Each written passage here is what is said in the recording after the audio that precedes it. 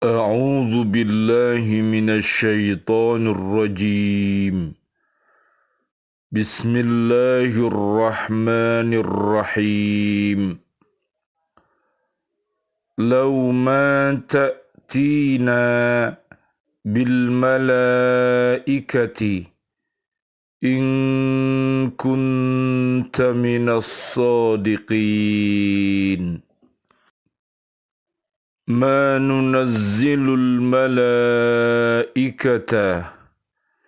إلا بالحق وما كانوا إذا منذرين. صدق الله العظيم. Mengapa Engkau tidak mendatangkan malaikat kepada kami, jika Engkau termasuk orang yang benar? Kami tidak menurunkan malaikat, melainkan dengan kebenaran, untuk membawa adab, dan mereka ketika itu tidak diberikan penangguhan. Maha benar Allah dengan segala firman-Nya, dan Dialah yang Maha Agung. Surat ke-15 namanya Al-Hijr, ayat 7 dan ayat 8. Bismillah, alhamdulillah, assalatu wassalamu ala rasulillah. Asyhadu an la ilaha illallah wa asyhadu anna Muhammadar Rasulullah. Allahumma salli wa sallim wa barik ala sayyidina Muhammad wa ala alihi wa ashabihi ajma'in walhamdulillahi rabbil alamin. Bi'aunillah, bi'idnillah, biridhoillah.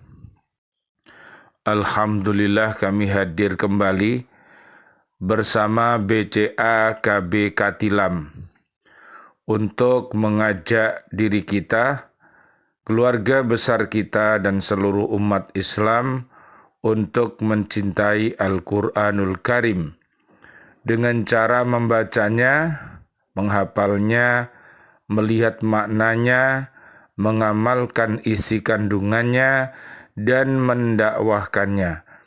Mudah-mudahan Allah Subhanahu wa Ta'ala mentakdirkan kita semuanya mampu untuk senantiasa berhaqqa tilawatih, berhaqqa tuqatih, dan berhaqqa jihadih. Mudah-mudahan Allah merahmati kita semuanya dengan Al-Quranul Karim. Mudah-mudahan kita semuanya selamat dunia akhirat, berakhlak mulia dan berprestasi. Bisa dilihat di surat 28 ayatnya ayat 77. Kajian kita di surat 15 ayat 7. Selanjutnya orang-orang kafir mengatakan, seandainya engkau, hai Muhammad, benar-benar percaya atas kebenaran apa yang engkau sampaikan, dan percaya bahwa engkau benar-benar Nabi dan Rasul Allah yang diutus kepada kami, tentulah engkau dapat meminta kepadanya agar bersama engkau diutus pula seorang malaikat dari langit yang dapat menguatkan dan membuktikan kenabian dan kerasulan itu kepada kami. Dari permintaan mereka itu tergambarlah jalan pikiran mereka tentang kenabian dan kerasulan.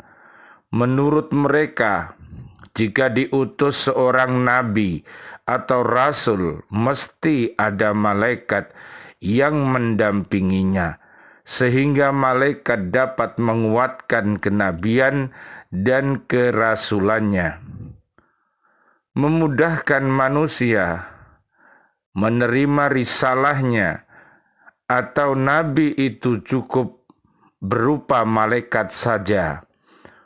Menurut jalan pikiran mereka yang membawa ayat-ayat Allah hanyalah makhluk rohani.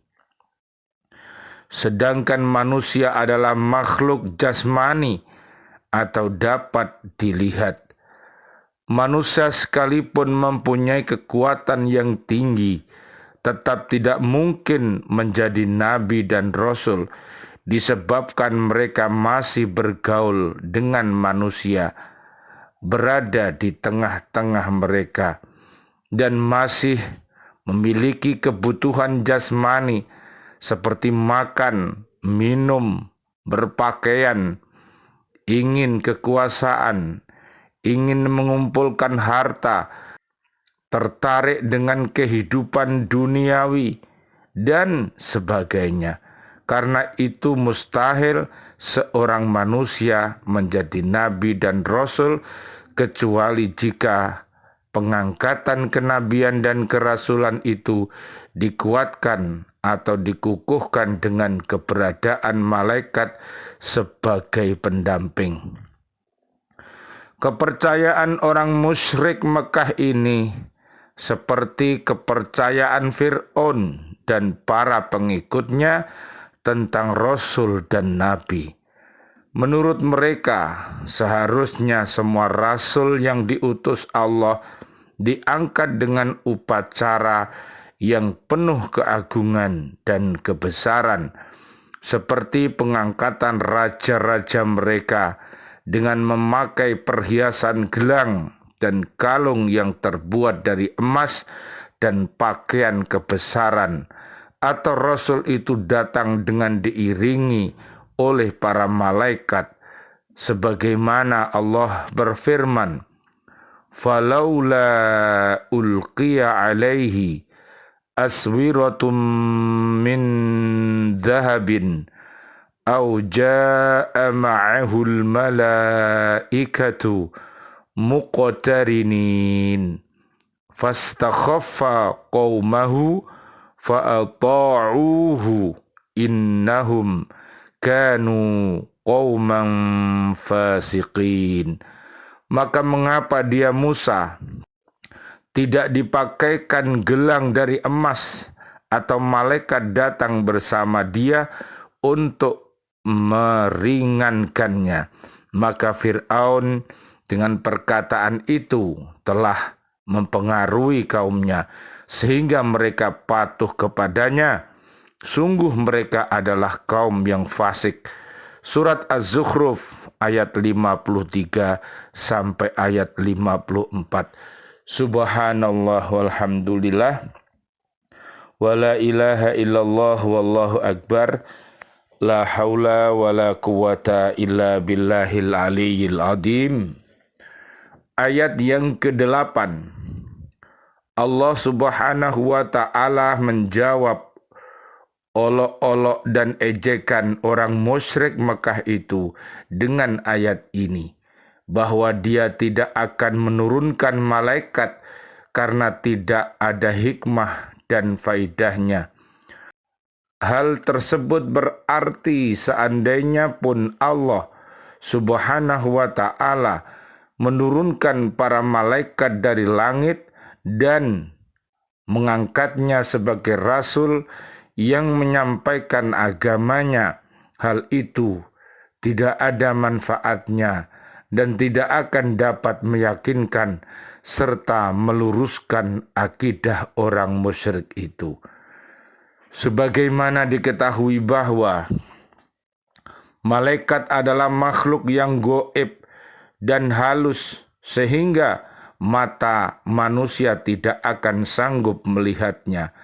Seandainya Allah Subhanahu wa ta'ala menghendaki dan menjadikan malaikat itu berbentuk manusia sehingga mata manusia dapat melihatnya, kemudian Allah mengutusnya sebagai nabi dan rasul kepada mereka, malaikat itu makan dan minum seperti mereka, berjalan dan bergaul bersama mereka, maka akan timbul pula dalam pikiran mereka bahwa malaikat yang diberi tugas sebagai seorang rasul itu adalah manusia juga seperti mereka, bukan malaikat.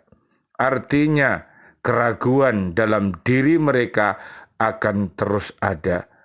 Allah Subhanahu wa taala berfirman, "Walau ja'alnahu malakan laja'alnahu rajulan walalabasna 'alaihim ma yalbisun." Dan sekiranya Rasul itu kami jadikan dari malaikat, pastilah kami jadikan dia berwujud laki-laki. Dan dengan demikian pasti kami akan menjadikan mereka tetap ragu sebagaimana kini mereka ragu. Surat Al-An'am ayat 9. Dari sikap dan cara mereka seperti yang dikemukakan dalam firman Allah di atas, terbuktilah bahwa sebenarnya hati mereka telah tertutup menerima kebenaran.